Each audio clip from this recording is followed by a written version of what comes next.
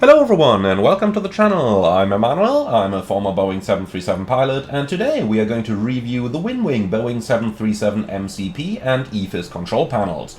Before we start though, a quick information for all of you. WinWing and PMDG are currently partnering for a giveaway of each other's products. PMDG just released their 737-800 for Flight Simulator 2024, and if you buy it during the launch week, which ends on December 24th, you will automatically enter a raffle to win free WinWing flight sim hardware. Likewise, if you buy a WinWing product within that time frame, you will automatically enter a draw for a free copy of the PMDG 737-800 for Flight Simulator 2024. Be quick if you want to enter, the giveaway ends on December 24th.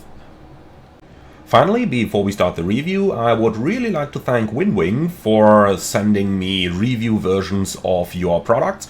That is very much appreciated, and now let's get right into this. Let's start with a look at the different WinWing 737 products that are available. The version that I've been sent is the WinWing 3 Glare Shield MAG. We'll be talking about MAG in a few moments. This is basically the combination of all the different versions available. There are 3 different versions of the product that you can consider, and I will be talking about the differences in a few moments. But let's first of all look at which products exactly this one consists of. We'll start with the mode control panel, which is the panel controlling the autopilot in the Boeing 737. This one starts at a price of $154.45 if you do not want the magnetically controlled auto throttle engage switch, which is that one over here, more on that in a few moments. Or if you do want the magnetically controlled switch, then you can purchase it at a price of $205.90. The magnetically controlled switch is a switch that moves its position automatically when you disengage the auto throttle. So the way this works in the Boeing 737 is that when the auto throttle is engaged, the switch has to be in the up position and is held there, and if you disengage it, it would automatically move into the down position. So depending on whether you want that feature or not, there's 2 different versions of the panel available, but you can always just purchase the magnetic switch separately after you have already purchased the version without it, if you want to start with the lower price and then get the switch later if you want to. Next, let's have a look into the EFIS control panels, and there are 2 different versions available for this, which are the WinWing 3N PDC, and then there is also the WinWing 3M PDC.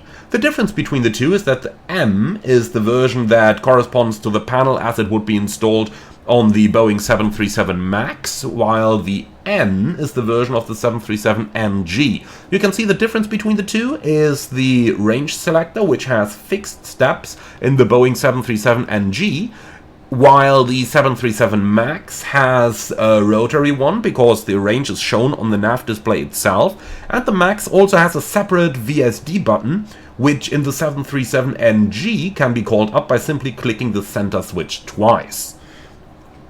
Each of those panels does come with its own glare shield variations, so you can simply attach or detach the glare shield variations as you want them. So for example, if you want one panel on the left side, the other one on the right, you can simply attach it this way yourself. As I mentioned a little bit earlier, the version that I've got is the WinWing 3 Glare Shield MAG. This one comes with 1 EFIS control panel for the 737 MAX and 1 for the 737 NG.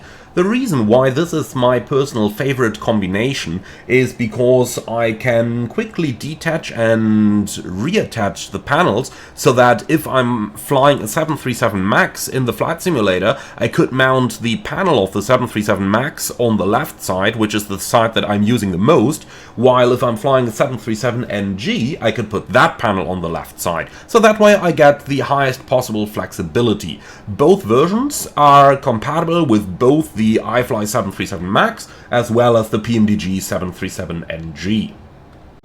The packages contain the panels themselves, together with some stands to attach them, for example, to your desk, as well as a lot of screws and the required tools to attach and detach the panels in several different configuration options.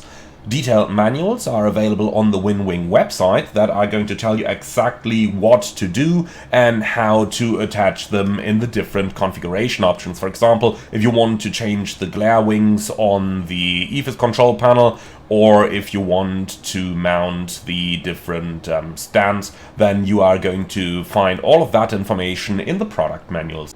Once you've completed assembly of the parts the way you want them, you need to decide on how to add them to your personal flight sim setup. As you can see, I've decided to attach my MCP to my desktop stand, and the way I've done this is using the included stands that come with the product, and you also get some little tips that you can attach to the bottom of those stands. Those will glue it to your desk or your monitor stand, and they are strong enough that the panel securely holds in position for pretty much anything that you may want to do with it, but they are weak enough that they do not damage your desktop or your monitor stand when you want to remove the panel again. WinWing includes a lot of these together with the products, so that you have a couple of opportunities to attach and detach it before you actually run out. I decided to attach the 737 MAX EFIS control panel on the left-hand side of the unit, even though I will probably be operating the 737NG more with the panels than the 737 MAX. The reason for that is quite simple. My microphone is located on the left side of my desktop, and operating the range selector on the 737 MAX panel is a lot more quiet than the range selector on the 737NG panel.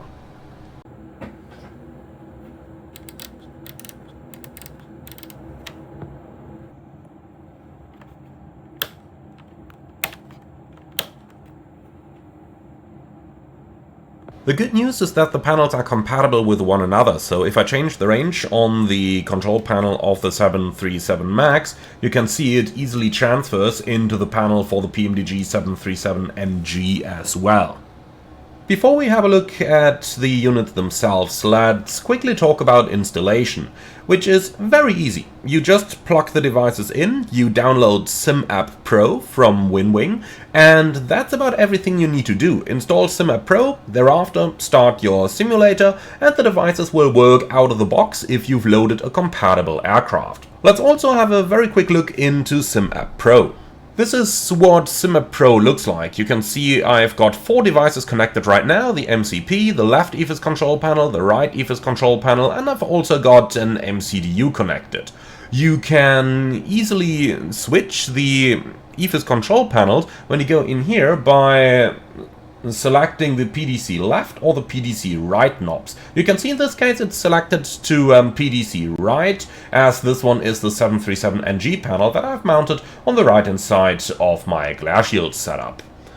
Likewise, you can do a lot of things in here, such as setting the level of the backlighting and so on. So SimApp Pro leaves you with a lot of control over the different devices that you own.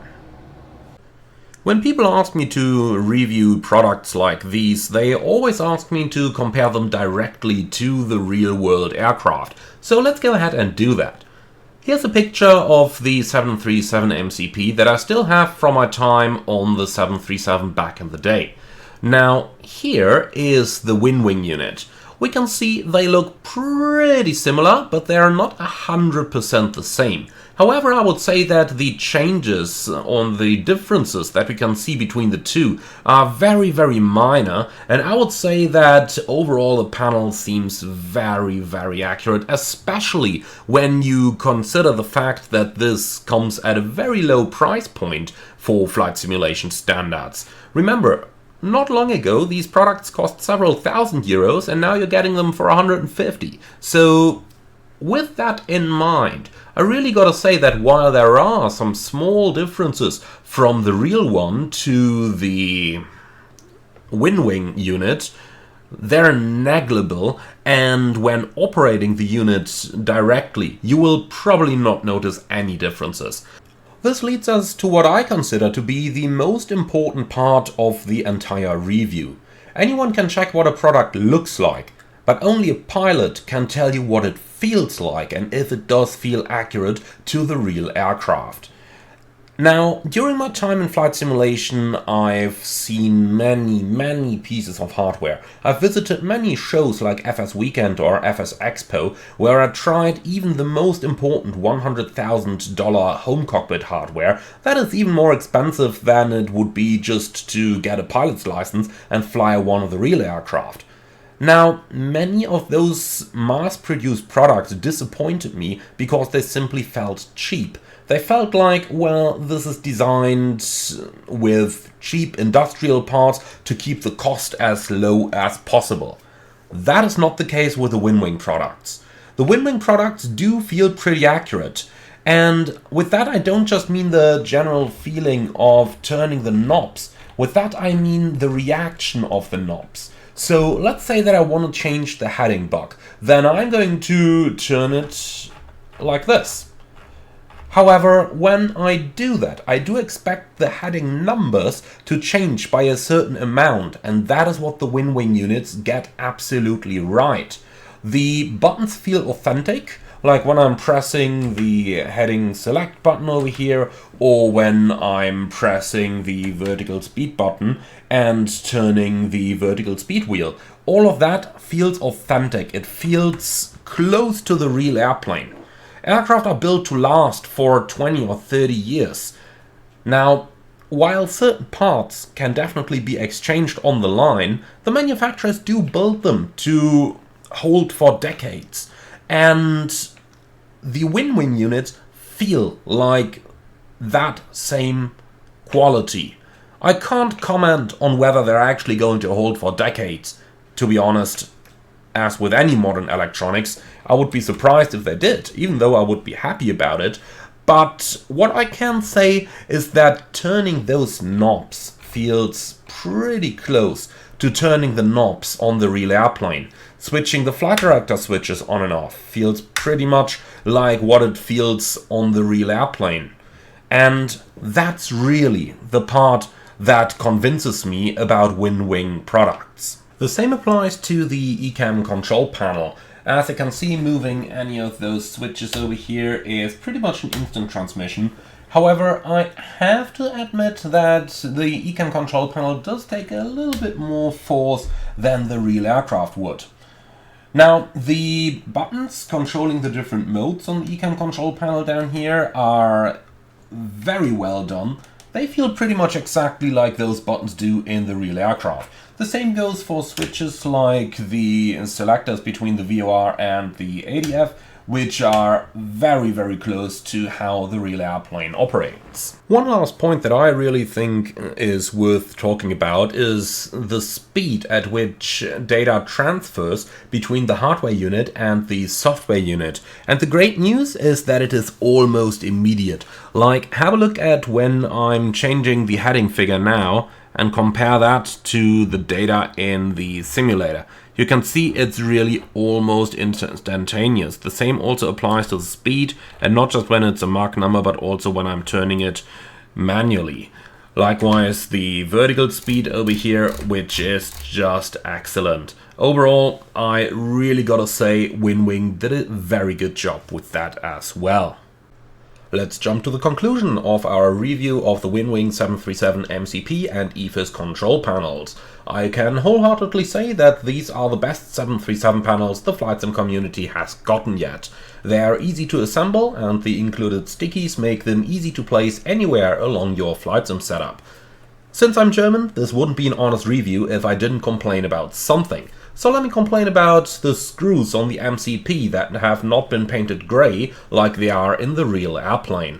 Despite the minor visual inaccuracies we talked about earlier on, the units overall still look very close to the real airplane, and most importantly, they feel right. All of this while they still come at a very affordable pricing. The version used for this review is the WinWing 3 Glare Shield, including one 737NG and one 737 MAX EFIS control panels, making them easily exchangeable if I want to switch between flying the NG and the MAX.